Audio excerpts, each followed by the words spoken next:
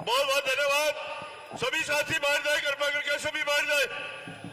भारत माता की, भारत माता की, माननीय नरेंद्र मोदी जी की, योगी आदित्यनाथ जी की, दादा गौतम की।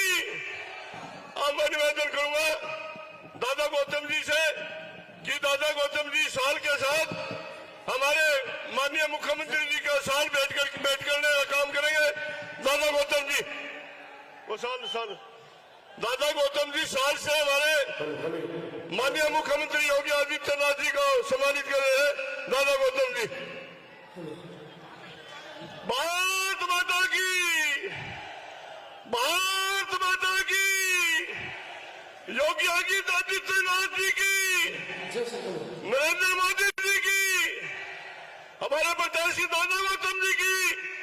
अब मैं निवेदन करूंगा हमारी पार्टी का बहुत ही वरिष्ठ नेता, भावी मंत्री और हमारे पार्टी का प्रत्याशी दादा गौतम जी से वो आए और वोट की अपील करें और माननीय मुख्यमंत्री जी का स्वागत करें। दादा गौतम जी,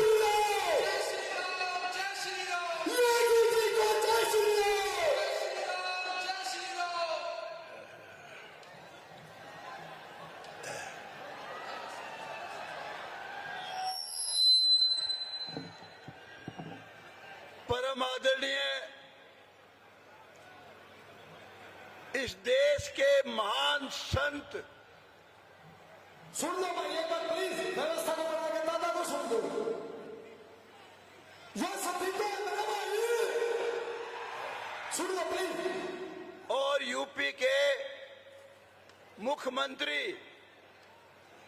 योगी जी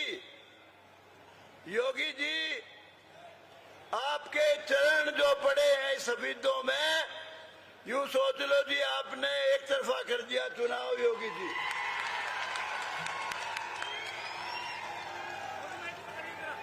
योगी जी ने उस काल का स्मरण कराया है हम सब लोगों को।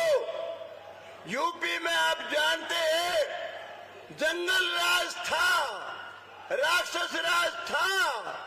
वहां दिन में भी लोग सोचते थे कि यूपी क्रॉस, अरे छोरो बेटाल बात ना करो।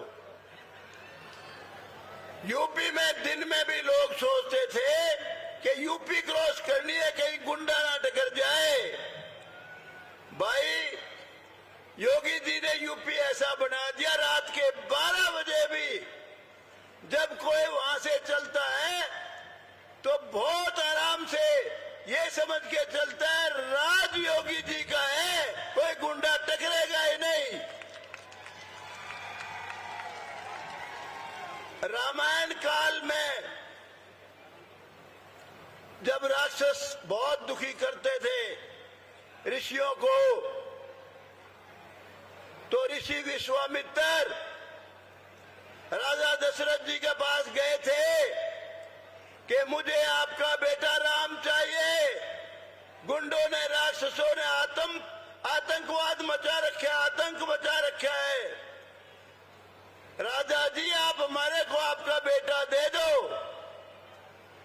योगी जी को लाने के लिए सारा संघ, सारी बीजेपी, सब खुद नरेंद्र मोदी जी, सब लोग गए। सब ने कहा योगी जी अगर यूपी का कोई राज, राक्षस राज खत्म कर सकता है तो वो सिर्फ आप है।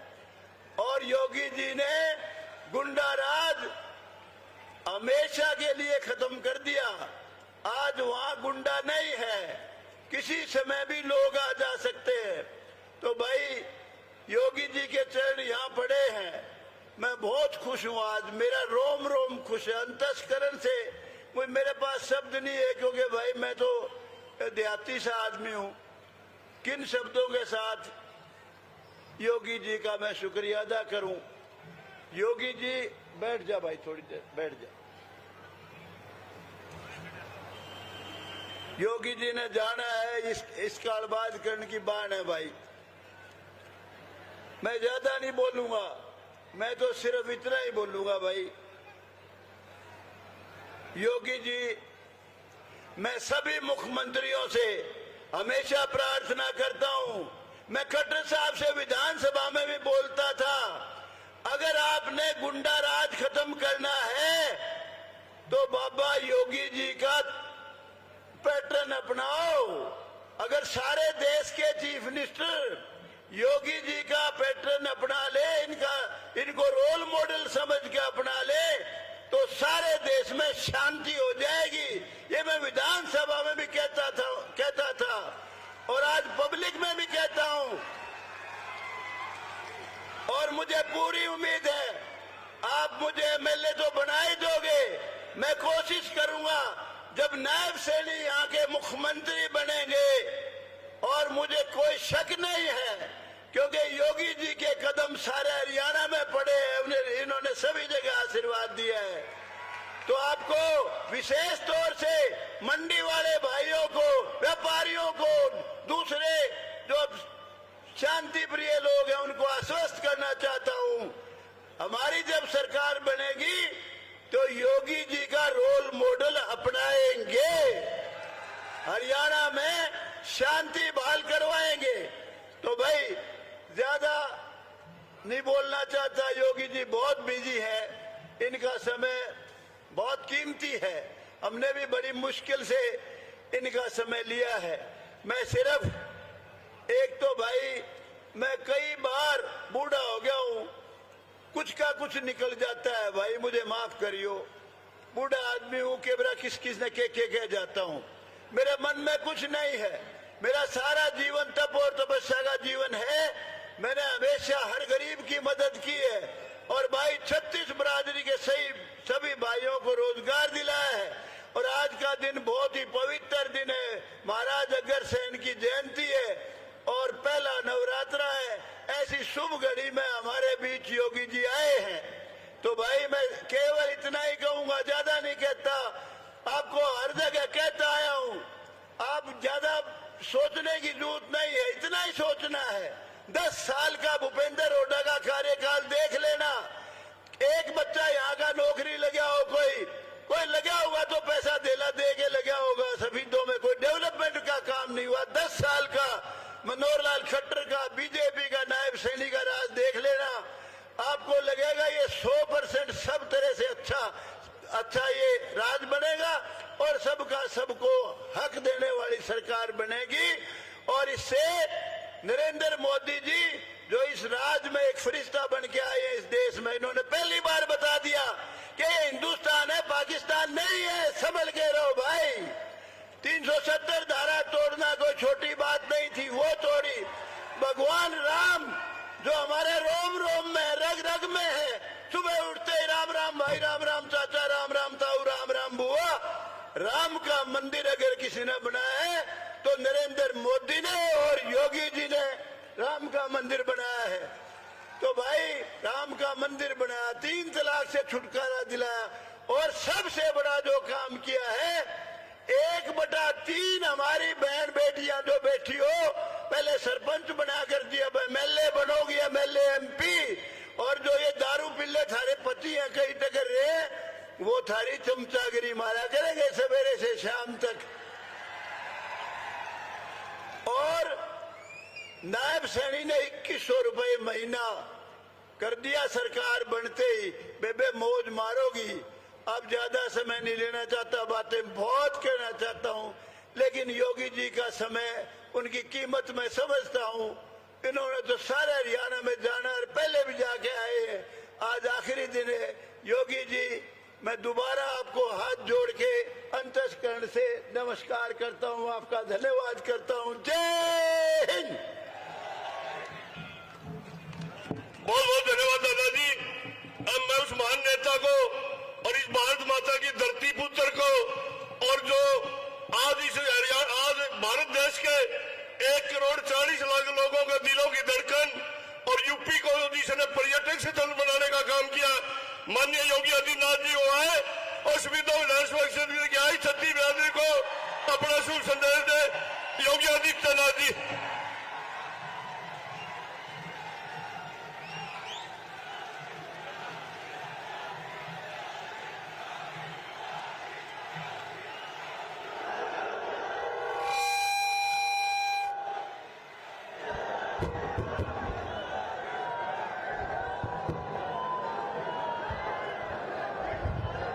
सारे बुजुर्गा ने, भाई बहना ने और नौजवानों ने मेरी ओर से राम राम।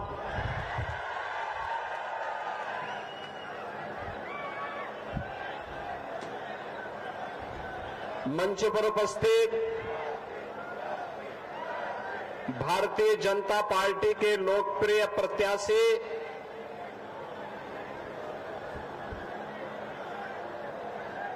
जिन्होंने विधायक के रूप में नारनौद में बेहतरीन कार्य किया,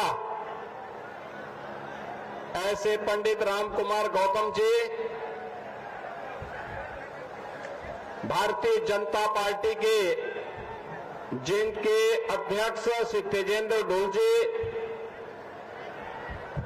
प्रभारी डॉक्टर राज सैनी जी, किसान मोर्चा के राष्ट्रीय अध्यक्ष माननीय सांसद राजकुमार चाहर जी, प्रमोद कुमार अट्टा जी, सरदार जितेंद्र रोड जी, पूर्व विधायक कलीराम जी, श्रवण गर्ग जी, करमवीर सैनी जी, अमरपाल राणा जी, विजयपाल जी और भारी संख्या में हरियाणा विधानसभा क्षेत्र के सभी 2 विधानसभा क्षेत्र से जुड़े हुए मेरे उपस्थित सभी बहनों और भाइयों, महाभारत कालीन इस पावन धरा को कोटि कोटि नमन करते हुए मैं आप सबका हृदय से अभिनंदन करता हूं, आप सबका स्वागत करता हूं। बहनों और भाइयों, आज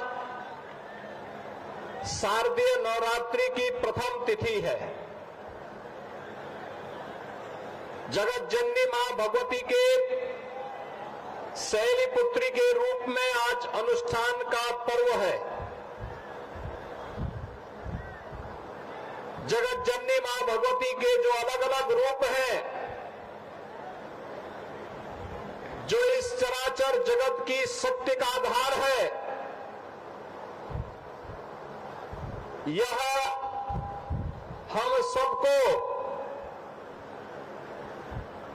किसी भी प्रकार की अराजकता से निपटने के लिए एक शक्ति प्रदान करती है। राजनीति में या सार्वजनिक जीवन में घुसे हुए ड्रग माफिया हो, माइनिंग माफिया हो, कैटल माफिया हो,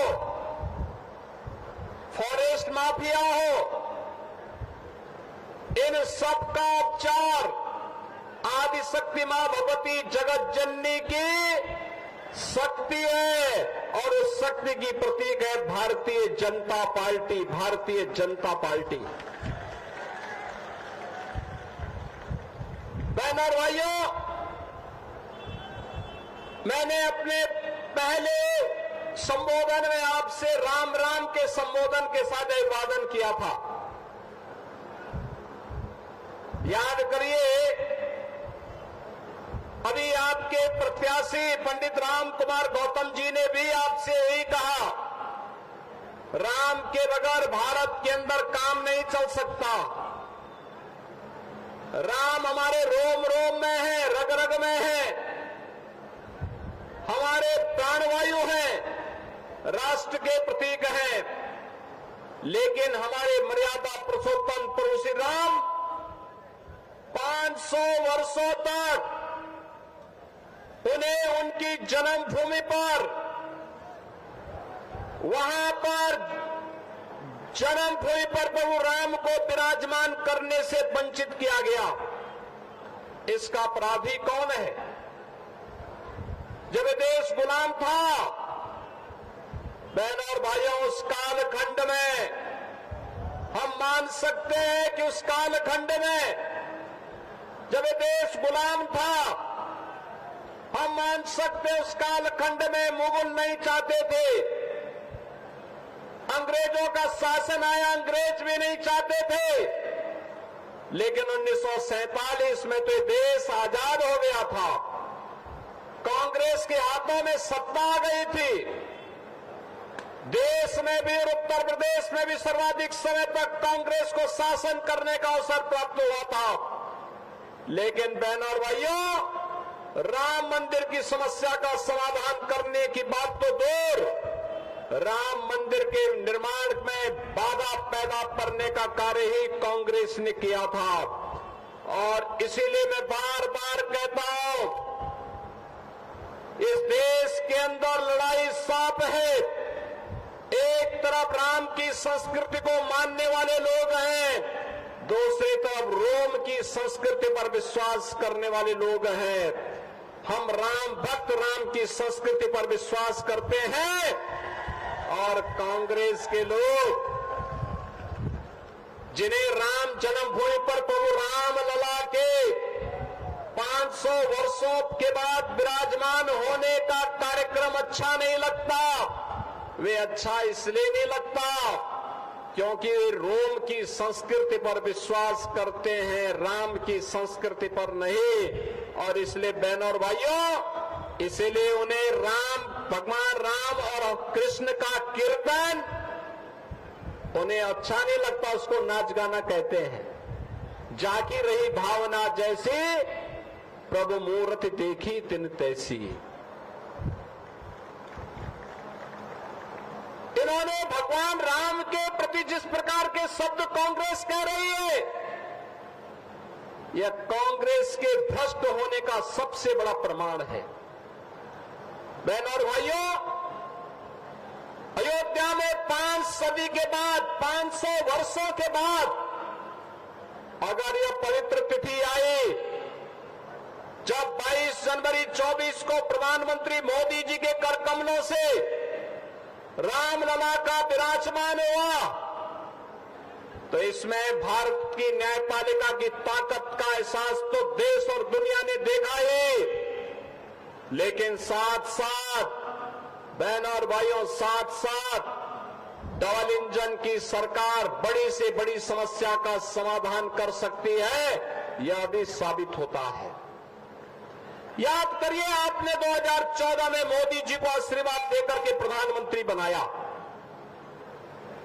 2017 में मोदी जी के आह्वान पर उत्तर प्रदेश में भारतीय जनता पार्टी की सरकार बनी, और 2019 में अयोध्या में राम जन्मभूमि की समस्या का समाधान हुआ, और 2024 में प्रभु रामलला अपने भव्य मंदिर में विराजमान हो गए। डबल इंजन सरकार की ताकत का एहसास है। अयोध्या में रामलला विराजमान हो गए, और कश्मीर में आतंकवाद की जड़ धारा 370 सदैव के लिए समाप्त हो गई है। बहनों और भाइयों, यह धारा 370 कांग्रेस की देन है। हमारा हरियाणा का जवान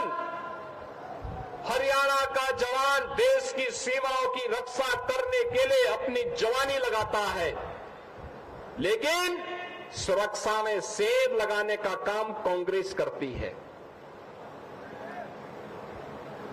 जवान वहां लड़ता है देश के लिए, लेकिन समाज को जाति के नाम पर, क्षेत्र के नाम पर, भाषा के नाम पर, मत और संप्रदाय के नाम पर बांटने का पाप के कांग्रेस करती है।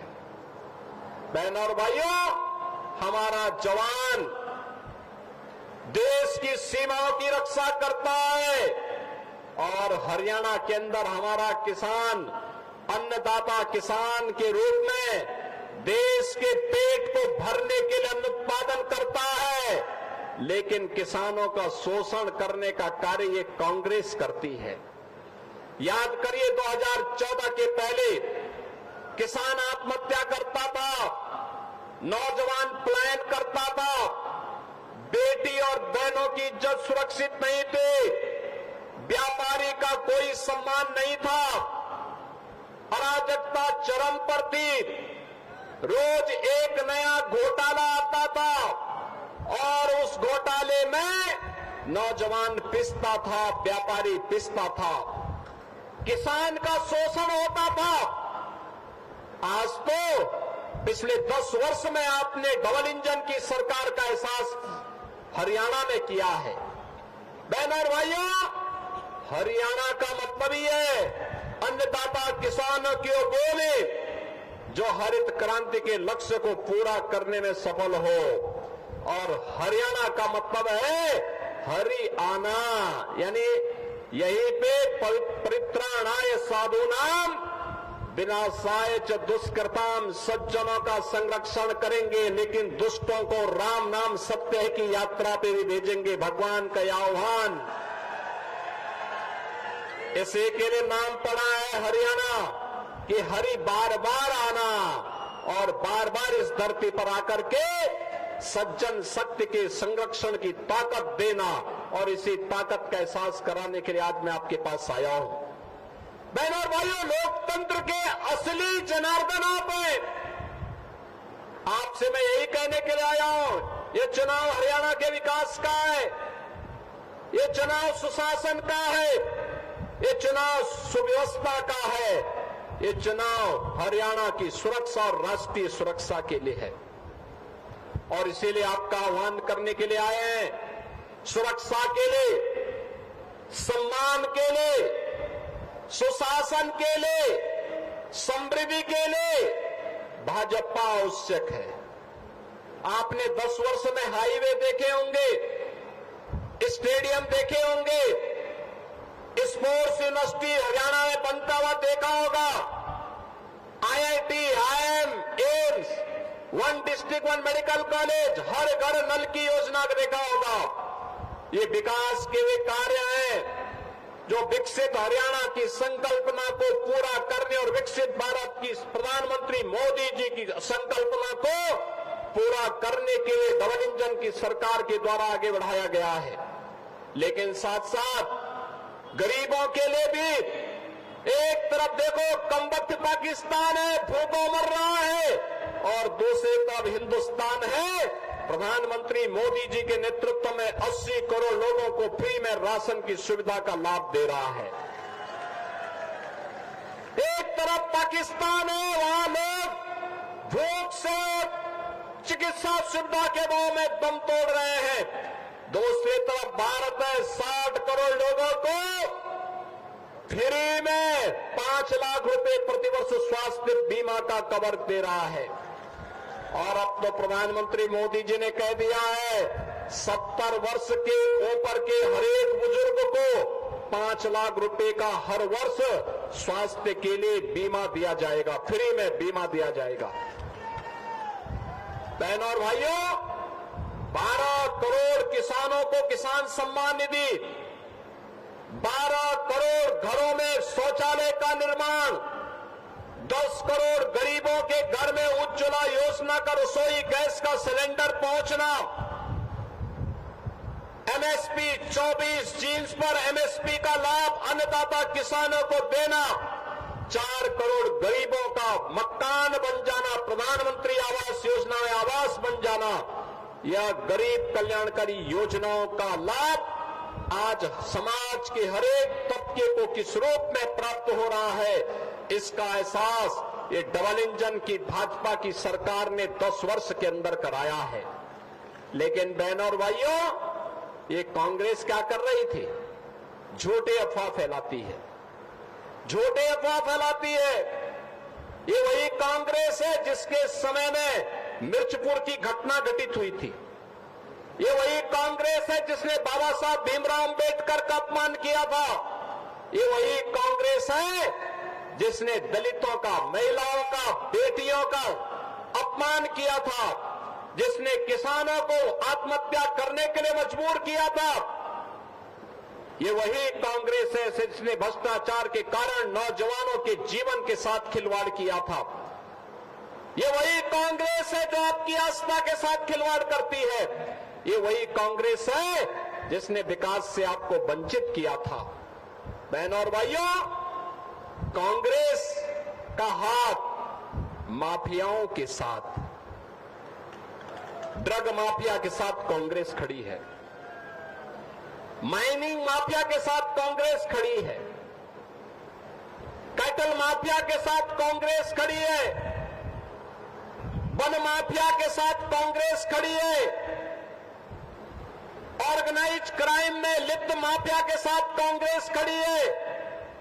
और इसीलिए माफिया का उपचार केवल भाजपा है, केवल भाजपा। बहनों और भाइयों, यूपी में 17 के पहले जो यहां पे पंडित राम कुमार गौतम जी कह रहे थे, 17 के पहले वहां अराजकता थी, गुंडागर्दी थी, दंगे होते थे। 17 के बाद एक भी दंगा नहीं हुआ, बेटी सुरक्षित है, व्यापारी का सम्मान भी है। दिन हो या रात, आप चलिए, कोई आपके साथ छेड़छाड़ नहीं करेगा, क्योंकि छेड़छाड़ करने वाले को और दंगाई को पता है कि अगर उसने दुस्साहस किया तो राम नाम सत्य है कि यात्रा फिर निकल पड़ेगी। और इसलिए बहनों और भाइयों, बिना किसी भेदभाव के योजनाओं का लाभ सबको, सुरक्षा सबको, लेकिन तुष्टीकरण किसी का नहीं। हरियाणा से लाखों नौजवान जाते हैं यूपी के अंदर कांवड़ यात्रा में। याद करिए, ये कांग्रेस की सरकार, इसके सहयोगी दलों की जब सरकारें थी, इन्होंने कांवड़ यात्रा में रोक लगाई थी और ये कहते थे कांवड़ यात्रा में डीजे नहीं बजना चाहिए। ये कहते थे कांवड़ यात्रा में शंख नहीं बजना चाहिए, घंटा और घड़ियाल नहीं बजने चाहिए। हमने कहा भी वो कांवड़ यात्रा है, भगवान शिव की यात्रा है, इसमें घंटा भी बजेगा, शंख भी बजेगा, घड़ियाल भी बजेगा, डीजे भी बजेगा। और यही नहीं होगा, उस पे हम कांवड़ भक्तों पर, शिव भक्तों पर पुष्प की वर्षा भी करेंगे, हम करेंगे। और जिसको अच्छा नहीं लगता है, बहनों और भाइयों, हमने कहा था जिसको अच्छा नहीं लगता है, जिसके कानों में शंख की ध्वनि अच्छी नहीं लगती, घंटे और घड़ियाल की ध्वनि अच्छी नहीं लगती, वे अपने कान को बंद कर ले, लेकिन यात्रा हम रोकेंगे नहीं, यात्रा रोकेंगे नहीं। अगर कहीं के माइक बंद होंगे तो स्थलों के होंगे जहां से चिल्लाहट होती है। आज आप देखते होंगे उत्तर प्रदेश के अंदर किसी भी धर्म स्थल पर माइक नहीं है, उतार दिए गए, सब उतार दिए गए, अब कोई चिल्ला नहीं सकता है।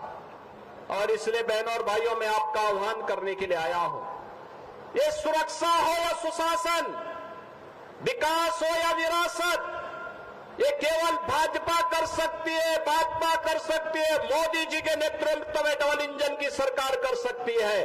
और उस डबल इंजन की सरकार के लिए इस सफीदों से मैं आपके पास अपील करने के लिए आया हूं, पंडित राम कुमार गौतम जी को इस उम्र में एक बार फिर से मौका दे दीजिए, डबल इंजन सरकार बनाने के लिए उनको मौका दीजिए। पंडित राम कुमार गौतम को वोट देने का मतलब विकास भी होगा, विरासत की शानदार यात्रा के लिए वो आपके साथ खड़े होंगे, मजबूती के साथ खड़े होंगे। और इसी का एहसास कराने के लिए आज मैं आया हूं। मैं परसों नारनौद में था, पंडित जी ने कहा कि एक बार सफीदों में आपका कार्यक्रम हो जाता। मैंने कहा पंडित जी मैं पूरा प्रयास करूंगा सफीदों में आने का। और वो इस उम्र में एक सज्जन, ईमानदार, पूरी मजबूती के साथ देश और धर्म के साथ पूरा जीवन लगाने वाला व्यक्ति, इस उम्र में भी ऐसा एहसास होता है कि वह आज कलयुग के नहीं बल्कि द्वापर युग के महामानव के रूप में आपके बीच में है, अपनी सज्जनता, अपनी ईमानदारी और अपने सरलता के लिए आपके बीच कार्य कर रहे हैं। और इसीलिए आपका आह्वान करूंगा, कि पंडित राम कुमार गौतम जी को भारी बहुमत से विजयी बना करके सफेदों से भेजना है। भेजेंगे? आपका आशीर्वाद मिलेगा? मिलेगा? दोनों हाथ ला करके मुट्ठी बंद करके मेरे साथ बोलेंगे जहां तक मेरी आवाज जा रही है। पंडित जी आप भी आ जाइए।